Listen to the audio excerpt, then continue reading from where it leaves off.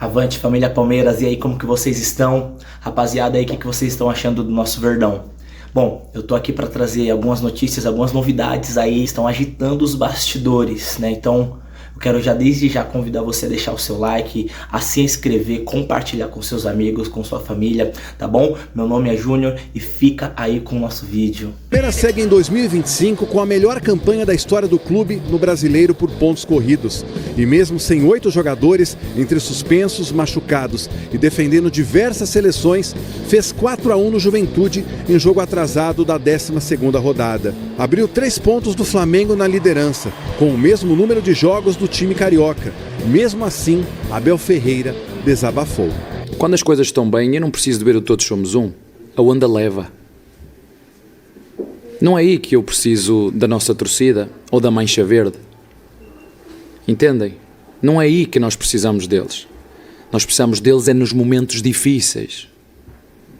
E nos momentos difíceis, quando nós perdemos contra o Corinthians, contamos com os que estão dentro do CT, aqueles que nunca nos abandonam. Porque a mancha verde, quando está do nosso lado, nós somos da mesma.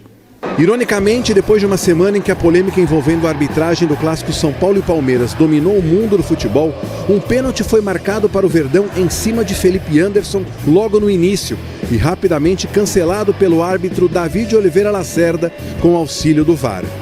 Mas o lance não mudou a dinâmica de um jogo em que o Juventude só se defendeu e diante de um adversário que foi empilhando chances. Somente no primeiro tempo foram 12 finalizações verdes, 7 no alvo. Jandrei foi bem na conclusão de Piquerez, mas quando o Veiga apareceu na sua frente, não teve jeito. 5º gol na temporada.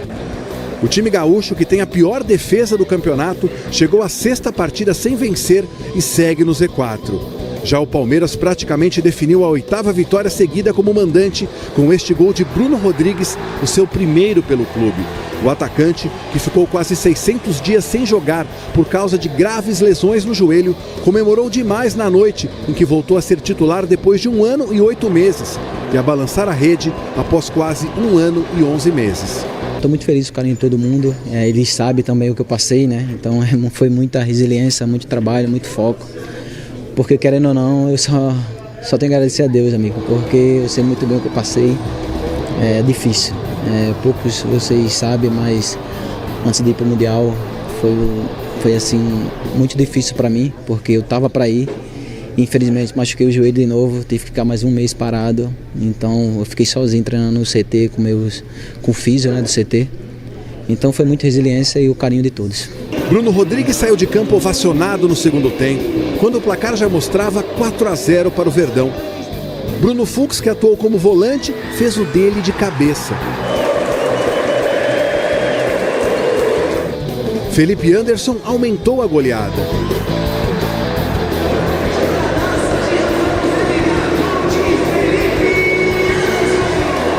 O Juventude diminuiu com Rodrigo Santos. A verdade é que o título só se vai decidir na última jornada, portanto, adianta pouco olhar para a tabela agora. Agora, o que eu acho que é importante os nossos jogadores entenderem, sobretudo aqueles que se calhar têm jogado menos, valorizarem o trabalho deles. É aquilo que eu falo todos os dias e que lhes digo, preparem-se. A única coisa que os meus jogadores controlam é o treino e a preparação para aquilo que é o jogo. Não adianta a gente vir aqui e falar de estratégia, de escolhas, de peças individuais, quando o nosso comportamento é ruim. E acho que esse é o grande ponto, é nisso que a gente tem pecado. Quando você briga pela sobrevivência, espera-se alguns atributos que nós não estamos encontrando. Quarta-feira o Palmeiras tem o Bragantino novamente aqui no Allianz e domingo o Flamengo, um clássico com ares de final antecipada. Expectativas máximas, independentemente do que se possa dizer, agora ainda mais, porque agora vocês vão fazer tudo o oposto que fizeram a seguir ao jogo do Corinthians, é tudo o oposto. No jogo do Corinthians estávamos todos, se nós, clube, se a minha presidente e se o meu diretor desse ouvidos ao que tinha acontecido, o treinador já tinha ido embora, metade da equipa tinha ido embora e era tudo mau. Portanto, nem éramos tão maus como diziam há uns tempos atrás, nem agora somos isso tudo que vão para aí dizer. E é isso, é seguir trabalhando. Felizmente a gente está vivendo um grande momento E é isso, seguir somando ponto no Brasileiro, brigar pela Libertadores, que está muito próximo aí da reta final do ano. Pé de galinha. O que é fazer pé de galinha? Eu acho que ele quis dizer arrepia a pele. Pé de galinha que eu conheço são uns sinais aqui, lembra, né? Quando a gente vai entrando em idades. Isso. Às vezes ele não consegue relaxar nem na vitória, o Abel, né? Mas está funcionando isso, ele vai dar umas broncas aqui. Então, ele está relaxado, ele morde e depois assopra no final. Ele fala, preciso da mancha, preciso do torcedor, entendeu? Ele tem uma ideia de que... É uma ideia falsa, lamento isso. Um trabalho muito longo como esse, inédito no Brasil. Não sei se já bateu marca de outros treinadores, mas é bem difícil. Você vai completar 5 anos, né? E deve ficar mais 2, deve fechar 7 anos no comando do Palmeiras. Que você não tenha no meio do caminho problemas, né? Porque o ano passado, a gente tem que lembrar, ele e os jogadores foram aplaudidos pelo estádio. Aliás, o Palmeiras, ou a torcida do Palmeiras, foi criticada por muitos porque aplaudiu 2 eliminações em casa, entendendo que houve luta, que houve entrega. Mas aí vira o ano, o time não está bem, não consegue jogar bem e toma 2 traulitadas para o Corinthians, o torcedor perde a paciência e critica. O criticar faz parte. Acho que pegou o estádio, né? O estádio xingando o Abel, isso acho que marcou bastante a vida dele, né? Mas porque a gente tem que entender também que essas pessoas são um pouco vaidosas, né? Para não falar muito. E isso vai para fora também do país, né? Onde ele tem uma imagem de super vitorioso, ganhou bastante coisa e tal. Né? Mas isso não vai ser problema. A coisa da parte da direção não vai haver nenhum tipo de trabalho com relação à mancha. A gente sabe por quê, por causa das questões envolvendo a presidente e a antiga gestão, inclusive da mancha, já mudou. Mas houve, depois da semana passada, um aglutinamento de novo, né? A torcida se fechou, mais de 40 mil, estádio pulsando o tempo todo, e o Todos Somos Um, nós vimos novamente, né? Já vinha acontecendo, né? Depois do clássico de domingo, Palmeiras e São Paulo, acelerou ainda mais essa catalisação do torcedor do Palmeiras, entendendo que é isso, agora é a hora, é o momento decisivo da temporada, e diferenças estão de lado, né? Os Pardabel, os amendoim, né? E aí é curioso, né, que como esses caras criam perfis em rede social e diante da insatisfação, né, o perfil cresce. Só que como eles são vazios, né, Pardal, não sei o que e tal, aos poucos vai minguando, né? O sujeito vai minguando na rede social porque aquilo que ele se apega não existe mais, né? Ao contrário da gente que faz críticas e elogios quando são necessárias, ainda mais comigo que trabalho com mídia segmentada, esse trabalho vai indo embora, porque só fica naquela coisa, o perfil acaba, some, vai indo lá para baixo, né, nas recomendações, porque as pessoas entendem que não era hora, e não é hora de falar sobre isso ou de criticar o Abel. Agora, isso tudo dura 2 semanas, como disse o Vessa, né? Vai depender do resultado, e me parece ser o momento mais importante da temporada em que o Palmeiras está jogando melhor futebol. Então o Palmeiras sempre foi criticado, com exceção de 22, de ter time muito resultadista, né? Não joga bem, enfim, essas coisas que as pessoas falam. Quem está fora do Palmeiras fala muito sobre isso. Para quem está dentro, depois que levanta a taça, esse assunto morre. Mas agora ele tem feito bons jogos, não é de hoje, já faz um tempo. Já desde quando o Abel achou a dupla Flaco e Roque, demorou para achar, eu estava falando aqui antes. No jogo contra o Ceará, de lá para cá, o Palmeiras cresce, tem derrota no meio do caminho, tem sim, mas cresce bastante. A derrota foi contra o Bahia, lá em Salvador. Enquanto que o seu adversário, né, o Flamengo, também vive um momento de queda, né? O Palmeiras, no segundo turno, abriu 7 pontos de vantagem para o Flamengo. Se você for computar só o segundo turno, ou se você tirar este jogo, que é do primeiro turno, 4, tá? Como esse jogo era do primeiro turno, foi para 7. A diferença ou 4 na tabela a gente não vê, porque a vantagem do Flamengo era muito boa e muito grande, né? O que mostra um equilíbrio muito grande do time. Se você for comparar número de gols e número de gols tomados, o Palmeiras atingiu o equilíbrio. E essa é a melhor campanha do Abel desde que chegou ao Palmeiras. A gente vai ver daqui a pouquinho, né? Tem um quadro mostrando isso. Andreas Pereira só no meio campo marcando, mas era um jogo que dava para fazer isso contra o Juventude, né? Não? Dava. Acho que mesmo com tantos desfalques, o time do Palmeiras que foi a campo era muito melhor que o Juventude. A partir do primeiro gol, como disse o Abel, aí ficou um jogo mais simples. Na verdade, eu acho que a entrevista do Abel ela vai além do jogo, quase sempre, né? E vai além da campanha do Palmeiras nesse momento, né? Quem traz o Corinthians de volta para o debate é o Abel, não é o torcedor do Palmeiras, né? Ou não é nem a gente, né?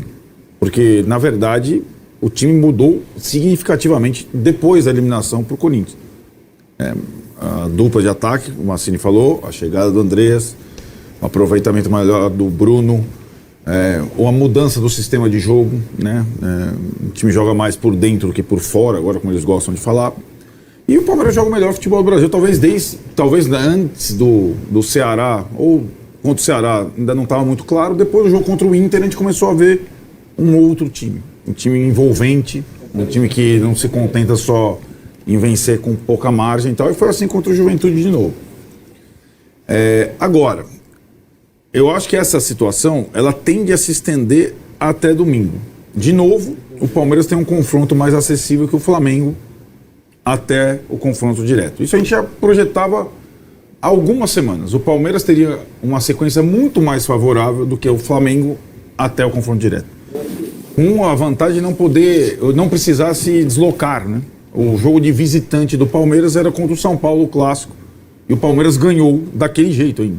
Então ele conseguiu virar e, polêmicas à parte, ganhou os 3 pontos também como visitante. Bragantino em casa é diferente do Botafogo do Nilton Santos. E aí, vamos ver como é que vai estar na tabela essa vantagem que o Massini falou do segundo turno e tal, quando eles foram se deparar.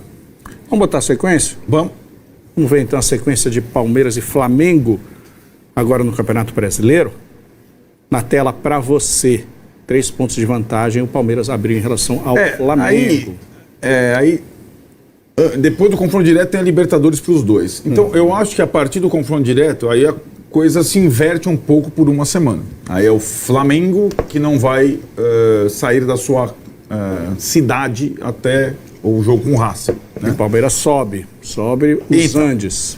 Então, você chegar no confronto direto, podendo administrar o confronto direto é ótimo, né? Você pode jogar pelo empate, se perder é como ele falou, Abel, nós vamos ganhar, nós vamos perder, e ele já está acostumado com isso. O Palmeiras tem uma resposta muito rápida quando perde, isso é o resultado da sequência de trabalho. Pode até perder do Flamengo, possivelmente, que continuará líder. Agora, é uma situação, o confronto direto, não tem mais Corinthians ou São Paulo na vida do Palmeiras nesse ano. Não vão jogar mais. São jogos com outra temperatura. O Flamengo é uma temperatura e pode se cruzar, inclusive, depois na Libertadores. O que eu acho? Não dá pra gente isolar esse jogo. Se o Flamengo vencer o Clássico em casa, mesmo... ainda você diz o confronto direto. Confronto. Tá. É o confronto direto. Porque ele tem esse clássico contra o Botafogo do Nilton Santos. Acho que assim, resultados normais no meio de semana. Normais. O Palmeiras vencer em casa e o Flamengo empatar no Nilton Santos. Normais, né? O que aumentaria a vantagem palmeirense.